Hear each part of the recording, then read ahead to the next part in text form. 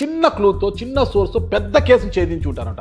అలాంటివి ఏమైనా మీకు గుర్తుపోయే సంఘటనలు ఉన్నాయా? కదిరి బస్ స్టాండ్ లో ఒక 4 kgs గోల్డ్ తీసుకెళ్లారు. 4 kgs? Yes, 75 lakhs worth. అప్పుడు ఆ మార్కెట్ లో గోల్డ్ మర్చెంట్స్ తో ఆర్డర్ తీసుకొని తయారు చేసుకొని వచ్చి మళ్ళీ వీళ్ళకి ఇచ్చి వీళ్ళ డబ్బులు తీసుకెళ్తుంటారు. బాంబే నుంచి వచ్చారు, బస్ లో వెళ్ళాడు. సూట్ కేసు మనం పైన పెడతాం కదా, బస్సు ఆగిన తర్వాత తీయడానికి వెళ్ళాడు. అంత లోపల సూట్ కేసు మాయమైంది. సార్, 1 గ్రామ్ బంగారు పోతేనే బాధపడతారు sir. 1 gram. This is challenging case to police, entire district police. ఇక్కడే ముఠా పని కాదు, ఇక్కడ ఫాలో అయినారు వాళ్ళని. ఎస్, సీసీ కెమెరాస్ పనిచేయాలి అక్కడ బస్ స్టాండ్.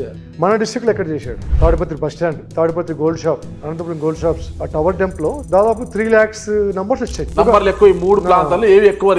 ఇన్వెస్టిగేషన్ ఎట్లుంటుందంటే సార్, చేసే కొద్దీ అది ఇంట్రెస్ట్ గా పోతా ఉంటుంది. అంతే, మీరు చెప్తుంటే మాకే ఇంట్రెస్ట్ వస్తుంది. దాంట్లో ఒక 2 numbers సస్పెక్ట్ నెంబర్స్ వచ్చాయి. ట్రాక్ చేసి వెరిఫై చేస్తే వాళ్ళు తుంబుర్ని ఏరియా వాళ్ళు, మహారాష్ట్ర స్టేట్ పోవాలంటే మనం ఫారిన్ పాస్పోర్ట్ తీసుకోవాలా, చాలా రిస్క్ ఉంటుంది. దట్టు పాపం ఆ కంప్లైంట్ పరిస్థితి ఏమంటే, సార్ ఇది రికవర్ కాకపోతే నేను సూసైడ్ చేసుకోవాల్సి వస్తుంది.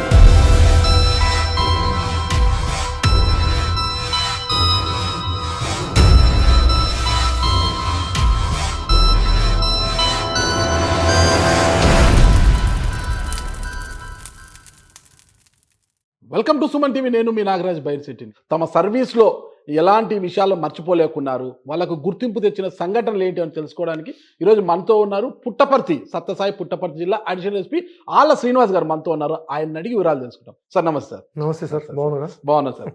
సార్, అంటే ఇప్పుడు ప్రతి విభాగంలో సార్ ఈరోజు సామాన్యుడి నుంచి పెద్దవారి వరకు ఏదో ఒక ఇష్యూలు ఫేస్ చేస్తూనే ఉంటారు సార్. పోలీస్ విభాగం ఎక్కువగా ఛాలెంజింగ్గా ఉంటుంది. మీ డాడ్ ప్రతిరోజు ఒక ఛాలెంజింగ్ అనమాట. అంటే మీ జీవితంలో మీకు గుర్తుండిపోయే సంఘటన, అంటే మీరు ఎస్ఐ స్థాయి నుంచి ఈరోజు అడిషనల్ ఎస్పీ అయ్యారు కదా, ఎస్ఐ నుంచి ఇప్పటి వరకు ఇది నేను ఛాలెంజ్, ఈ కేసుని ఈ విధంగా నేను చేసి పట్టుకున్నాను, ఈ కేసు ఈ విధంగా ఛేదించాను, చిన్న తాళంతో పెద్ద బైగాన్ని ఎలా తీయచ్చు అంటారు, చిన్న క్లూతో చిన్న సోర్స్ పెద్ద కేసును ఛేదించి ఉంటారంట.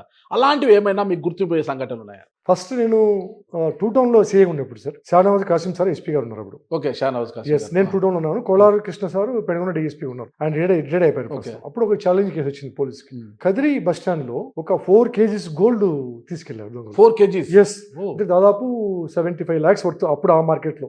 అంత బంగారు అంటే వాళ్ళు బాంబే నుంచి తీసుకొస్తారు సార్. అంటే వాళ్ళు ఏం చేస్తారంటే, ఇక్కడ లోకల్ గోల్డ్ మర్చెంట్స్ తో ఆర్డర్ తీసుకొని ఆ ఆర్డర్ ప్రకారం వాళ్ళు తయారు చేసుకొని వచ్చి మళ్ళీ వీళ్ళకి ఇచ్చి వీళ్ళ డబ్బులు తీసుకెళ్తుంటారు.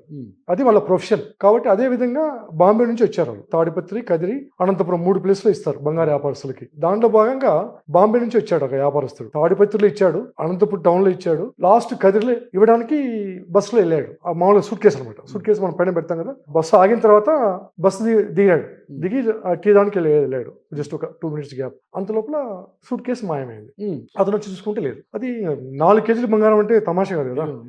మనం 1 తులం బంగారం, వాళ్ళు గాబరా పడి కొంచెం వెతికినారు ఆ బస్సు. మళ్ళా మిగతా ప్యాసింజర్స్ ని, మిగతా వాళ్ళందరూ అడిగి డిలే అయింది కంప్లైంట్ ఇవ్వడానికి పోలీస్కి. ఎక్కువ ప్రాపర్టీ కదా. ఎస్పీ గారు సమాచారం వచ్చిన వెంటనే దాన్ని చేయడం జరిగింది, అంటే పర్సూ చేయడం జరిగింది. చేస్తే ఫస్ట్ వాళ్ళే ఏమైనా చేశారా అని, అంటే కొంత జరుగుతుంటాయి కంప్లైంట్. ఫిర్యాదుదారులు ఏం చేస్తారంటే, ఒకసారి వాళ్ళకి ఏదైనా అప్పులు గిప్పులు ఉంటే, పనిచేసే వాళ్ళు ఏదైనా మిస్షిప్ చేస్తే గోల్డ్ మాయం చేసి గోల్డ్ పోయిందని చెప్పి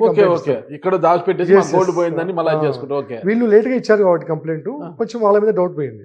తర్వాత అన్ని వాళ్ళ కాల్ డేటా అన్ని వెరిఫై చేసిన తర్వాత, లేదా జెన్యూన్ జరిగింది, నేరం జరిగిందని నిర్ధారించుకున్నారు ఎస్పీ గారు. గోల్డ్ పోయింది వాస్తవం. ఎస్, పోయింది వాస్తవము.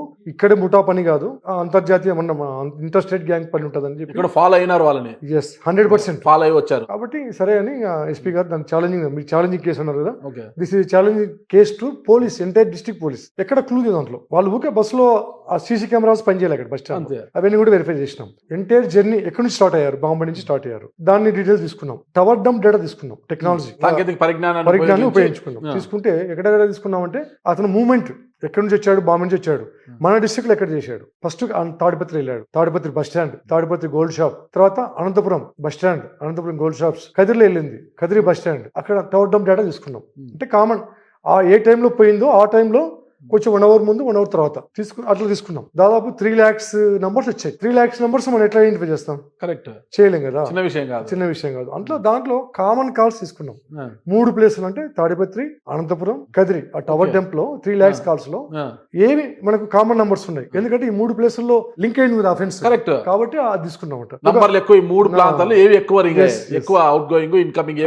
ఇన్వెస్టిగేషన్ ఎట్లుంటుంది సార్, చేసే కొద్దీ అది ఇంట్రెస్ట్ గా పోతా ఉంటుంది. మీరు చెప్తుంటే మాకే ఇంట్రెస్ట్ ఇన్ఫర్మేషన్ వస్తుంది వినడానికి. ఎందుకంటే ఆ, ఇప్పుడు ఫస్ట్ బ్లైండ్ గా ఉంటది, ఓకే. ఇది కూడా బ్లైండ్ కేసు. ఆ. మనకి ఎప్పుడైతే టవర్ డంప్ తీసుకున్నామో 10 నెంబర్లు 3 ప్లేస్లు వచ్చినాయో కొంచెం హోప్ వస్తుంది అనమాట. ఆ. దాన్ని మళ్ళీ ఆ 10 నెంబర్లు ఎవరివి, వాళ్ళ డేటా అంటే వాళ్ళ ఐడెంటిటీ. మామూలుగా మన సెల్ ఫోన్ కంపెనీకి రాస్తే వాళ్ళు ఇస్తారు ఎవరు పేరుతో ఉందని చెప్పేసి. ఆ 10 నెంబర్ డేటా తీసుకొని వెరిఫై చేసాం. దాంట్లో ఒక 2 నెంబర్స్ సస్పెక్ట్ నెంబర్స్ వచ్చాయి, మిగతావన్నీ వెరిఫై చేసినాం. అది వేరే వేరే బిజినెస్ వాళ్ళే, ఇది వీళ్ళకి సంబంధించింది కాదు. ఆ 2 నెంబర్స్ ని మనం ట్రాక్ చేసి సిడిఆర్స్ తెప్పించుకొని వెరిఫై చేస్తే వాళ్ళు టుంబుర్ని ఏరియా వాళ్ళు, మహారాష్ట్ర ఇక్కడ టుంబుర్ని ఓకే. వాళ్ళ డేటా తీసుకొని వాళ్ళ యాక్సిడెంట్స్ అన్ని వెరిఫై చేస్తే క్రైమ్ డేటా చేస్తే వాళ్ళు ఇదే గోల్డ్ వ్యాపారస్తులు ఎంటాడి చేజ్ చేసి ఈ బ్యాగ్స్ లో పెడితే బస్సులో తీసుకెళ్లడము, లేకపోతే జర్నీలో రూట్ జర్నీలో కొట్టి తీసుకెళ్లడము, ఈ టైప్ ఆఫ్ అఫెన్స్ చేసే వాళ్ళు ఇద్దరు అని చెప్పి వాళ్ళ బ్యాక్గ్రౌండ్ వాళ్ళకి తెలిసింది. ఓకే, కాబట్టి ఇక్కడ కాదు, కాబట్టి ఇంటర్ స్టేట్ పోవాలంటే మనం ఫారిన్ పాస్పోర్ట్ తీసుకోవాలా, చాలా రిస్క్ ఉంటుంది. ఎస్పీ గారు అక్కడ ఎస్పీ గారు లెక్క మాట్లాడాలా, ఇన్ఫర్మేషన్ ఇవ్వాలి. అక్కడ సోలాపూర్ ఎస్పీ గారు మా ఎస్పీ గారికి బ్యాచ్మేట్. ఓకే, అది కొంచెం ప్లస్ అయింది. దట్టు పాపం ఆ కంప్లైంట్ పరిస్థితి ఏమంటే వాడు ఆత్మహత్య చేసుకునే పరిస్థితి. ఎంటైర్ మా ఇంటే ఉన్నాడు, సార్ ఇది రికవర్ కాకపోతే నేను సూసైడ్ చేసుకోవాల్సి వస్తుంది అని చెప్పి ఎస్పీ గారితో కూడా మమ్మల్ని రిక్వెస్ట్ చేయడం. కాబట్టి ఛాలెంజింగ్ కేసు, ప్రాపర్టీ ఎక్కువ, కాబట్టి ఇంకా సార్ ఎస్పీ గారితో మాట్లాడి మేము కూడా సోలాపూర్ వెళ్ళి. ఏ టైంలో వెళ్ళారు అక్కడికి మీరు?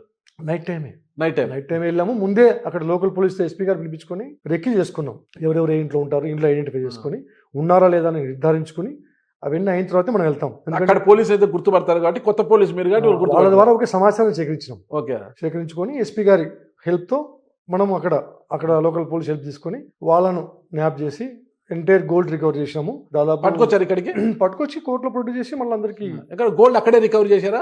గోల్డ్ అక్కడే దాదాపు 4 కేజీస్ పోయింది, మనకు 3.5 కేజీ రికవరీ అయింది సార్. హాఫ్ కేజీ ఏమైంది సార్? హాఫ్ కేజీ వాళ్ళు ఖర్చు పెట్టారు, ఇంకా రికవరీ ఆడికి మాక్సిమం రికవరీ అయింది. 3.5 కేజీ అంటే ఆడికి మేము దాదాపు అక్కడ 10 days స్పెండ్ చేసినాం. పట్టుకోవడం ఒక ఎత్తు అయితే రికవరీ ఇంకొక పెద్ద పరీక్ష మనకి పోలీస్కి. ఆ కంప్లైంట్ హ్యాపీనెస్ చూస్తే గోల్డ్ రికవరీ అయినాక మనం ఎంత పడినా పర్లేదు అనిపిస్తుంది, దానికి న్యాయం చేకూర్చామనిపిస్తుంది. ఎంత హ్యాపీగా పిల్లాడు అంటే అతను. మళ్ళీ ఎస్పీ గారికి వాళ్ళ ఫ్యామిలీస్ వచ్చి కృతజ్ఞతలు చెప్పి మా టీం అందరికి కూడా స్వీట్స్ బాక్స్ ఇచ్చి చాలా హ్యాపీ ఫీల్ అయ్యాడు. ఛాలెంజింగ్ కేసు, నిజంగా ఛాలెంజింగ్ కేసు అది. అడిషనల్ ఎస్పీ స్థాయిలో కూడా మీరు ఇలాంటి కేసులు చేయాలి. ఎప్పుడు సార్? ఇది 2011 కేసు ఇది. దాదాపు 13 years back. Thank you sir. నమస్తే సార్, థ్యాంక్ యూ.